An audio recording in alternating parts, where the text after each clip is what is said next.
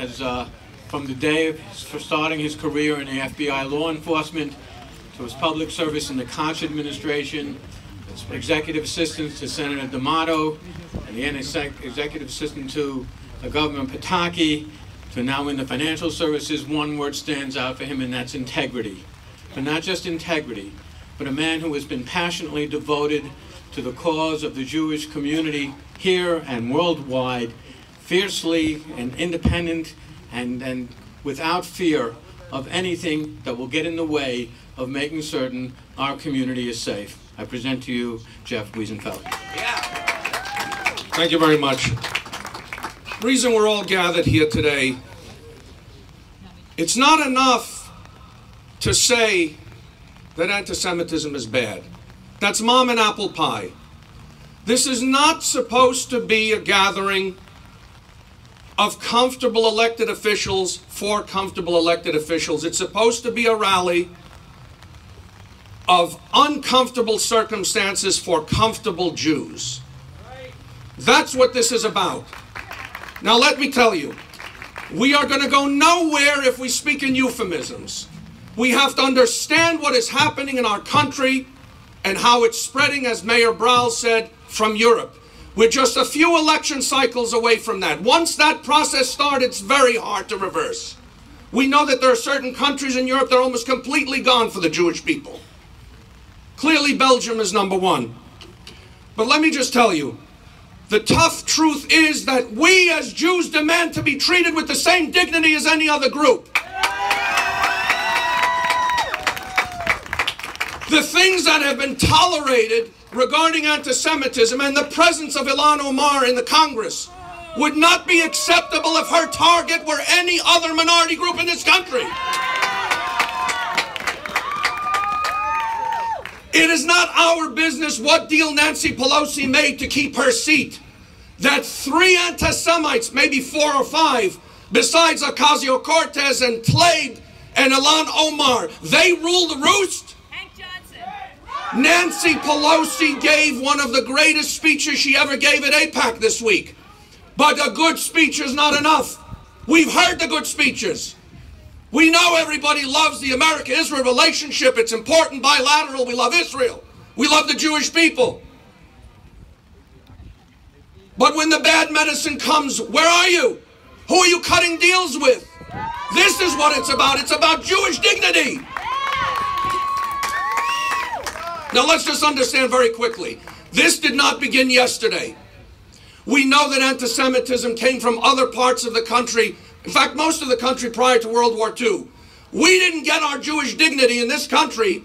We were just a shade above pre-civil rights blacks. That's a fact. Until the state of Israel was reconstituted. That's when we were respected like everybody else. And that's the way it was for the first 30, 40 years. But something happened in the last 30 years. New constituencies of anti-Semites emerged. It started with Hymietown.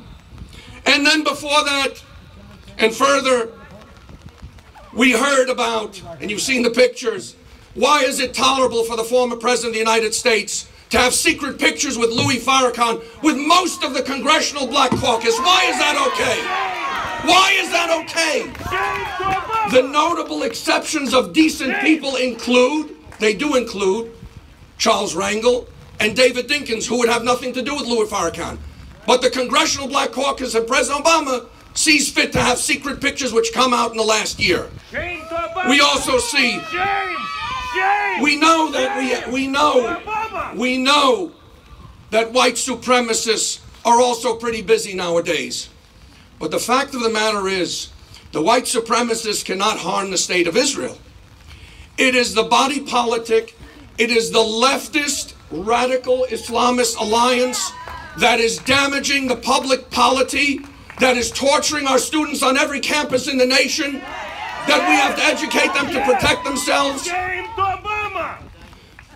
Now, as to the white supremacists, as Rabbi Lichter actually said in a sermon 2 weeks ago at the time of the murder of those poor people in Christchurch, New Zealand, and he said that our sages tell us that we assume the goodness of every human being unless and until he or she proves otherwise. Well, This is the sad truth. As Walid Fares and Noni Darwish and Kanta Ahmed and Zudi Jasser, moderate Muslims, will tell you it's unfortunate that the radicals run the show.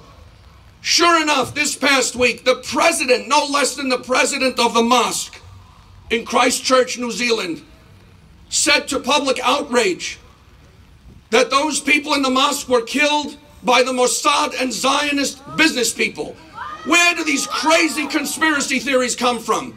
This is an infection. This is the infection that Ilhan Omar has. This is what she possesses. This is what she propagates.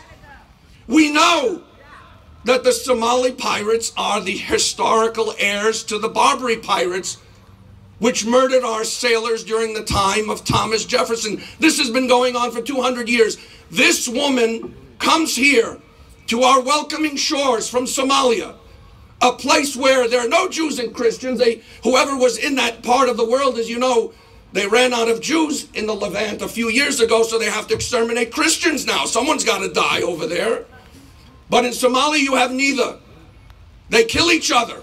Muslims have sadly been killing each other for 1,400 years. They kill more Muslims than they do even Jews and Christians.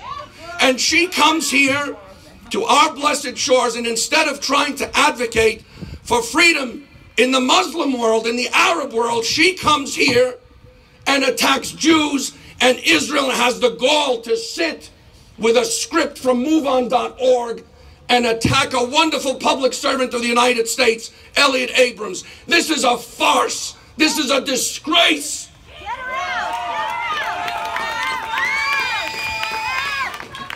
Listen, this we have to understand. Yes, hate comes from the right, but they don't threaten Israel. The Jewish welfare, the welfare of Jews in this country, and the fate of the United States-Israel alliance is in the hands of the academic elites. The kids on our campus who are being poisoned. Just the other night, my daughter called me from University of Amherst. You know who's coming May 4th? A giant Student for Justice in Palestine rally featuring Linda Sarsour, the founder of Black Lives Matter, Miss Colors, Roger Waters, and Lamont Hill.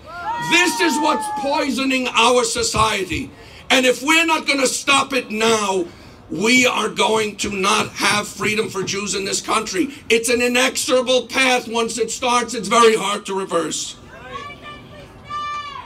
So I want to just say one thing to you in conclusion. I had received a letter from Judah Pearl, the father of Daniel Pearl. Many of you may remember when my former boss, Mayor Koch, passed away. Mayor Koch wanted to send a message to the world. If you go home and you Google his mitzvah, his tombstone, it says on his tombstone, right after the Shema, it says, I am a Jew, my mother was a Jew, my father was a Jew, I am a Jew. And then it says on the mitzvah, last words of Daniel Pearl as he was executed by a Muslim terrorist. He wanted to send a message about Islamic extremism. And so Dr. Judah Pearl writes, as president of the Daniel Pearl Foundation and a lifelong Democrat, I urge Speaker Nancy Pelosi to act boldly and decisively on Representative Ilhan Omar's anti-Semitic bigotry. Our late son, Daniel Pearl, was not an Islamophobe, nor a foreign agent, nor a traitor in Benjamins. He was a principled American journalist, a champion of truth, and a relentless peace seeker who was murdered for being a Jew and a lover of Israel. I plead with Speaker Pelosi to rid the House of Representatives of this new form of bigotry directed at Jews and lovers of Israel. The hateful words pronounced by Representative Omar will continue to haunt and poison the future of American Jewry. However, we are concerned not merely with the harsh consequences of those words, but with the obsessive and sick hatred which produced them, the ultimate purpose for which, as they were enunciated, is to erode American support for the state of Israel, the miracle that symbolizes Jewish history and Jewish aspirations. Our fate is tied to the fate of the state of Israel, and we will fight to the last man and woman for that relationship with the United States against anti-Semitism.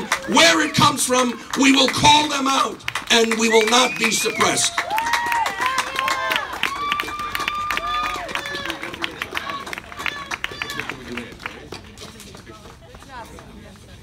You have to finish your picture. It's okay, go ahead. Okay. Thank you, Jeff. No one could say